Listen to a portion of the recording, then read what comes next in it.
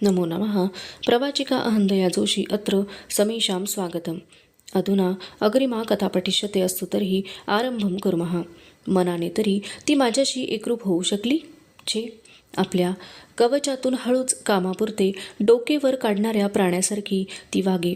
ते कवच केवळ शारीरिक नव्हते, ते मानसिकही होते। तिला काही हवे असले, तिला एखादी लहर आली की तेवढ्यापुरती ती कवचाबाहेर येई, पण तिला हवे ते मिळाले की क्षणार्धात ती त्या कवचात परत जाई। सिद्धीच्या बळावर अंतर्धान पावणाऱ्या हठयोग्यासारखी ती वाटे। तिच्या मानसिक कवचात केवळ एका व्यक्तीला जागा होती, ती म्हणजे शुक्राचार्य। तिथे तिने मला जागा करून दिली असती तर कदाचित ययातीचे जीवन अतिशय भिन्न झाले असते। जर तर हे शब्द म्हणजे शुद्ध आकाशपुष्पे आहेत। देवयानीसारखी सुंदर पत्नी मिळूनही मी मनाने भुकेला राहिलो, हे सत्य आहे, त्रिवार सत्य आहे। प्रीतीची भूक नव्हे तर काय, माध्यान्नीच्या क्षुधेसारखी, मध्यरात्रीच्या निद्रेसारखी, ग्रीष्मातल्या तृषेसारखी असलेली प्रीतीची ही भूक मोठी विचित्र असते, जितकी सूक्ष्म तितकीच प्रखर। प्रीतीच्या शारीरिक क्षुधेचे सहज वर्णन करता येते। तारुण्यात पाऊल टाकले की तिचा अनुभव प्रत्येकाला येऊ लागतो, पण प्रीतीची मानसिक भूक तशी नाही। मलाही तिचे स्वरूप स्पष्ट करून सांगता येत नाही, पण मंचकावर देवयानी जवळ झोपली असताना सुद्धा एकटेपणाची जाणीव मला अनेकदा असह्य होई। वाटे मी कुठल्या तरी निर्जन द्वीपावर येऊन पडलो आहे।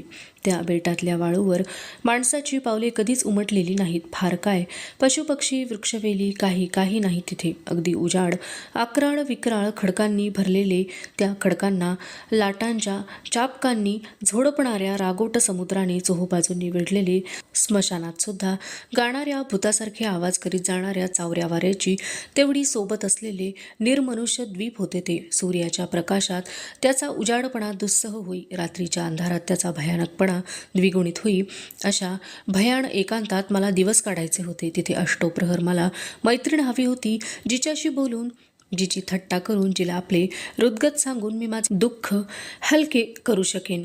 अशी मैत्रीण मला हवी होती, जिच्या मांडीची उशी करून मी शांतपणे झोपी गेल्यावर पायाला विंचू चावला तरी माझी झोप मोडेल या भयाने जी हलणार नाही, अशी मैत्रीण मला हवी होती। जिला माझी सारी सोनेरी स्वप्ने सांगता येतील आणि ती सांगता सांगता हातून घडलेल्या चुकांची कबुली जिच्यापाशी देता येईल, अशी मैत्रीण मला हवी होती। या निर्जन बेटावर काही खायला मिळाले नाही तरी आपण एकमेकांच्या ओठातल्या अमृतावर जगू, असा आत्मविश्वास माझ्यामध्ये निर्माण करणारी मैत्रीण मला हवी होती। मृत्यू मला घेऊन जायला आला तर माझ्या प्रियकराबरोबर मलाही घेऊन चल, असे हसतमुखाने काळपुरुषाला सांगणारी मैत्रीण मला हवी होती। देवयानी ही माझी भूक कधीच भागवू शकली नाही। एकदा मी देवयानीला म्हटले, माझी एक इच्छा आहे, पण ती या जन्मी तृप्त होईल असं वाटत नाही। ती हसत म्हणाली, हस्तिनापूरच्या महाराजांना मिळणार नाही असं या जगात काय आहे? मी उत्तरलो, गरिबी। म्हणजे दरिद्री होण्याची तुमची इच्छा आहे? होय, काही वेळा माझ्या मनात येतं आपल्या राज्यावर कुणीतरी प्रबळ शत्रूनं स्वारी करावी, त्या युद्धात माझा पराभव व्हावा, मग वेश बदलून तू नि मी लपतछपत रानावनात जावं, तिथं गिरीकंदरात राहावं, मी शिकार करून आणावी, तू मांस भाजून त्याचं पक्वान्न बनवावंस, मी झाडावर चढून फळं तोडावीत, खाली उभी राहून ती तू वेचावीस, जवळून साप सरसरत गेला तर तू भीतीनं मला आलिंगन द्यावंस, आणि त्यात भीतीपेक्षा प्रीतीचाच भाग अधिक आहे, असा मला भास व्हावा। रात्री गुहेत आपण परस्परांचं गाढ चुंबन घेत असताना कुणीतरी काजवा आपल्या मुखापाशी चमकावा आणि वनदेवतेनं या चिमुकल्या दीपाच्या प्रकाशात आपलं रहस्य शोधून काढलं म्हणून तू लज्जित व्हावंस। मी आणखी पुष्कळ वेळ असे काहीतरी बोलत राहिलो असतो, पण देव्यानी कंटाळून मध्येच म्हणाली, नहुष महाराजांच्या पोटी चुकून जन्माला आलात तुम्ही, कुणातरी कवीच्या घरातच, पण मी नहुष राजांचा पुत्र होतो, मी हस्तिनापूरचा राजा होतो, म्हणूनच तिने माझ्याशी लग्न केले होते। तिचे प्रेम राजवैभवावर होते, राज्ञी पदावर होते, ययातीवर नव्हते। ययाती हे तिच्या इच्छापूर्तीचे एक साधन होते। ही जाणीव मला वारंवार बेचैन करी, पण असे असूनही देवयानीला प्रसन्न ठेवण्याकरता जे जे करणे शक्य होते ते मी केले। ती आईचा अधिक्षेप करी, शर्मिष्ठेला जीव नकोसा करून टाकी, अहोरात्र आपल्या लहरीप्रमाणे वागे, पण मी तिला कधीही विरोध केला नाही। हा माझा सज्जनपणा नव्हता, दुबळेपणा होता। मला कलह नको होता, दुःख नको होते, शक्य तेवढे, शक्य तितके सुखात बुडून जायचे मी ठरवले होते। दिवसा देवयानीचे सर्व दोष माझ्या लक्षात येत, पण संध्याकाळ झाली, रात्र पडली की तिच्या मिलनासाठी मी उत्सुक होई। ते मनामनांचे मिलन नव्हते, ते मला सतत जाणवे, पण मला जे सुख मिळत होते ते सोडायला माझे मन तयार नव्हते. कळत न कळत तिने आपल्या सौंदर्याच्या पाशात मला अडकवून टाकले होते. मात्र माझे कुठलेच दुःख मोकळेपणाने मी तिला सांगू शकलो नाही. आमच्या विवाहानंतर लवकरच वृद्ध अमात्यांचे देहावसान झाले. त्यांचा थोरला मुलगा त्या पदावर आरूढ झाला, पण त्याच्या कर्तृत्वाविषयी मला विश्वास नव्हता. उत्तरेकडे आमच्या सीमेवर दस्यूंचा त्रास होऊ लागला आहे अशा वार्ता क्वचित येत होत्या.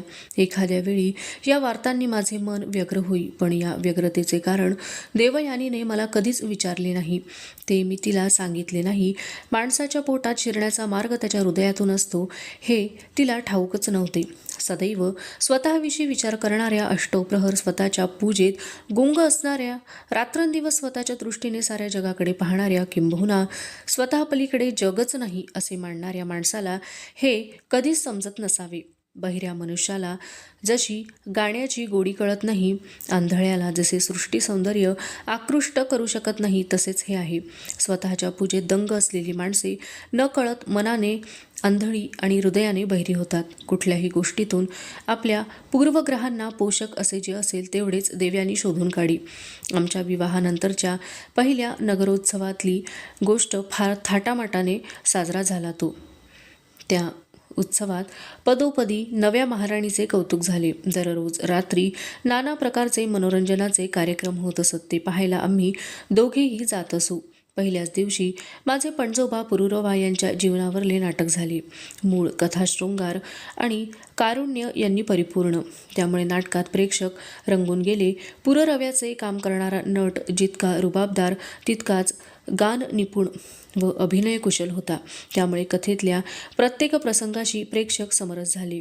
उर्वशी काही अटींवर पुरुरव्याकडे राहिलेली असते. त्या अटींचा न कळत त्याच्या हातून भंग होतो. ती त्याला सोडून निघून जाते. तिच्या वियोगाने राजा वेडा होतो. तिचा शोध करीत तो रानोमाळ भटकू लागतो. शेवटी तो एका जलाशयाजवळ येतो. तिथे त्याला आपली प्रियतमा दिसते. आपल्याबरोबर परत येण्याविषयी राजा तिची परोपरीने मनधरणी करतो, पण तिची कठोरता भंग पावत नाही. शेवटी निराश होऊन तो आत्मघाताला प्रवृत्त होतो आणि म्हणतो, हे उर्वशी, तुझ्याबरोबर क्रीडा करणाऱ्या तुझ्या पतीचं हे शरीर या कड्यावरून खाली कोसळो किंवा इथंच ते जमिनीवर पडो आणि या अरण्यातील हिंस्र लांडगे ते फाडून खावत. उर्वशी त्याला उत्तर देते, हे पुरुरवस, तू प्राणत्याग करू नकोस. या कड्यावरून उगीच उडी टाकू नकोस. अमंगल लांडगे तुझं शरीर न खावोत. राजा, एक गोष्ट लक्षात ठेव, स्त्रियांबरोबर चिरकाल स्नेह टिकणं शक्य नसतं, कारण त्यांची हृदय लांडग्यांच्या हृदयांसारखी असतात. एवढे बोलून उर्वशी अदृश्य होते. ती उभी असते त्या जागेला राजा कवटाळतो आणि मूर्छित होतो. या शेवटच्या दृश्याने सारे प्रेक्षक हळहळले, चुकचुकले. स्त्रियांना सुद्धा उर्वशीचे शेवटचे वाक्य फार कठोर वाटले. काहींनी ते ऐकून माना खाली घातल्या. त्या वाक्याला टाळी पडली, ती केवळ एकट्या देव्यानीकडून. तिच्या टाळीचा आवाज होताच प्रेक्षक आपल्या करुणतंद्रीतून जागे झाले आणि महाराणीकडे टकमक पाहू लागले. देव्यानी हसत विजय मुद्रेने माझ्याकडे पाहत होती. त्या क्षणी या पिढीतली उर्वशी ती आहे आणि पुरुरवा मी आहे, अशी एक विचित्र कल्पना माझ्या मनाला दंश करून गेली. त्या दंशाचा दाह, छे नको ती आठवण. दुसऱ्या दिवसाच्या कार्यक्रमात ऋग्वेदातील अगस्त्य लोपामुद्रा यांच्या संवादांच्या आधाराने तयार केलेला एक प्रवेश होता. अगस्त्य ब्राह्मण ऋषी, लोपामुद्रा क्षत्रिय राजकन्या. देवयानीला मी विहिरीतून काढले तेव्हा तिने लोपामुद्रेचा उल्लेख केला होता, म्हणून मी थट्टेने तिला म्हणालो, या प्रवेशात अगस्त्याची भूमिका मी आणि लोपामुद्रेची भूमिका तू करायला हवी होतीस. नाट्यप्रवेश सुरू झाला. विवाहित असूनही अगस्त्याने दीर्घकाळ ब्रह्मचर्य व्रत पाळले होते, पण आता त्याला लोपामुद्रेपासून शरीर सुख हवे होते. तो तिला म्हणत होता, दररोज उगवणारी उषा नव्या दिवसाला घेऊन या जगात प्रवेश करते, पण तो प्रत्येक दिवस तुला आणि मला म्हातारपणाकडे ओढून नेत आहे. वृद्धपणी माणसाची सारी इंद्रिय विकल होतात. त्याच्या शरीराचं सौंदर्य कोमेजून जातं. प्रिये लोपामुद्रे, हे कटू सत्य उघड उघड दिसत असताना तू आणि मी यापुढं परस्परांपासून दूर राहण्यात काय अर्थ आहे? अशा प्रकारच्या आचरणात कोणतं शहाणपण आहे? त्यात कसलं सुख आहे? त्याच्या या बोलण्यावर लोपामुद्रा शंका घेते. तिचे समाधान करण्याकरता अगस्त्य म्हणतो, पती पत्नींच्या समागमसुखात अनुचित असं काहीच नाही. हे सुख एवढं निषिद्ध असतं तर आदिशक्तीनं स्त्री आणि पुरुष ही निरनिराळी कशाला निर्माण केली असती?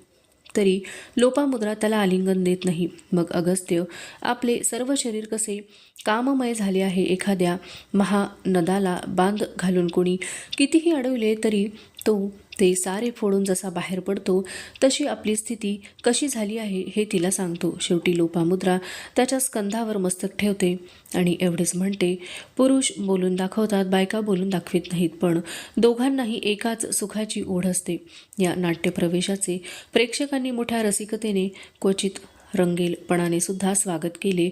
पण देवयानी मात्र या प्रवेशावर रुष्ट झाली. ती मला म्हणाली, ही लोपामुद्रा महामूर्ख आहे. कालच्या उर्वशीसारखं काहीतरी उत्तर या दाढीवाल्याला द्यायला हवं होतं तिनं. तिसऱ्या दिवशीच्या कार्यक्रमात मात्र ती रंगून गेली. एक राजा शत्रूचा रहस्यभेद करण्याकरता नर्तकीचे सोंग घेऊन जातो आणि यश मिळवून परत येतो असे ते कथानक होते. ती भूमिका एका कुशल नर्तकीनेच केली होती. पण ती पाहता पाहता देवयानी मला म्हणाली, या राजाला नर्तकीचं सोंग कसं साजून दिसतं. तुम्हाला कसलं सोंग शोभेल याचा विचार करते मी मघापासून. थोडा वेळ विचारमग्न होऊन ती म्हणाली, तुम्ही ऋषी फार चांगले दिसाल. जटा आणि दाढी लावली, गळ्यात रुद्राक्षांच्या माळांनी, पायात खडावा घातल्या, हातात कमंडलू आणि काखेत मृगाजीनं दिलं की मी सुद्धा फसेन तुमचं सोंग पाहून. एवढे बोलून ती खो खो हसू लागली. रंगभूमीवर नर्तकीचे शेवटचे नृत्य चालले होते. ते अत्यंत प्रेक्षणीय होते, पण त्यात हसण्यासारखे काय आहे हे एकाही प्रेक्षकाला कळेना. मी तिला गप्प बसायला सुचवले. तिने आपले हसणे थांबवले. तिच्या थट्टेची परतफेड करण्याकरता मी तिला म्हणालो, लहानपणी वचन दिले मी आईला. कसलं? मी कधीही संन्यासी होणार नाही असं. बरं आहे, बघू कसे होत नाही ते. म्हणजे माझ्याकडे पाहून ती पुन्हा मोठ्याने हसू लागली. उत्तरेकडच्या सीमेवर दस्यूंचा त्रास अधिक होत आहे अशा वार्ता घेऊन दूत येऊ लागले. मध्यंतरी बाबांच्या पराक्रमामुळे, विशेषतः त्यांनी केलेल्या इंद्राच्या पराभवामुळे असल्या सर्व वन्य जाती आमच्या राज्यावर कुठल्याही प्रकारचे आक्रमण न करता काळ कंठू लागल्या होत्या. पुन्हा बाबांसारखा दरारा निर्माण केल्याशिवाय हा उपद्रव थांबणार नाही असे माझ्या मनाने घेतले. मी स्वतः सैन्य घेऊन त्या सीमेवर जायचे ठरवले. माझ्या प्रयाणाचा मुहूर्त निश्चित झाला. एकेका दिवसाने तो जवळ येऊ लागला. माझ्या वियोगाच्या कल्पनेने देवयानी व्याकुळ होईल असे मला वाटले होते, पण प्रणयाच्या आदल्या रात्रीसुद्धा ती शांत होती. तुला सोडून जाणं मोठं जीवावर येतंय माझ्या असं मी म्हणालो. तेव्हा ती हसत थट्टेच्या स्वरात उद्गारली, तुम्ही अश्वमेधाच्या घोड्याबरोबर खरोखरच गेला होता ना? का आपले कुठल्या जवळच्या खेड्यात जाऊन बसला होता आणि घोडा परत आला तेव्हा त्याच्याबरोबर दिग्विजयी वीर म्हणून मिरवीत परत राजधानीत आला? तिचे हे बोलणे मला फार झोंबले. थट्टेला सुद्धा काही काळ वेळ असतो की नाही. देवयानीने युद्ध पाहिले नसेल, त्याच्या भीषणतेची तिला कल्पना नसेल, पण मी तिच्यापासून दूर जात आहे. कदाचित युद्धात मी जखमी होईन या जाणीवेने तिच्या डोळ्यात अश्रू उभे राहायला हवे होते. आपल्यासाठी दुसऱ्याच्या डोळ्यात अश्रू आलेले पाहण्यात अपूर्व आनंद असतो. नुसता आनंदच नाही, मोठा धीर असतो त्या अश्रूत. पण ते अश्रू देवयानीने मला दिले नाहीत, कधीही दिले नाहीत. अवशिष्टा कथा अग्रिमे भागे पठिष्यते. अस्तु तर्हि पुनर्मिलामः. तावन् मङ्गलं भूयात्, शुभं भूयात्. नमो नमः. धन्यवादः.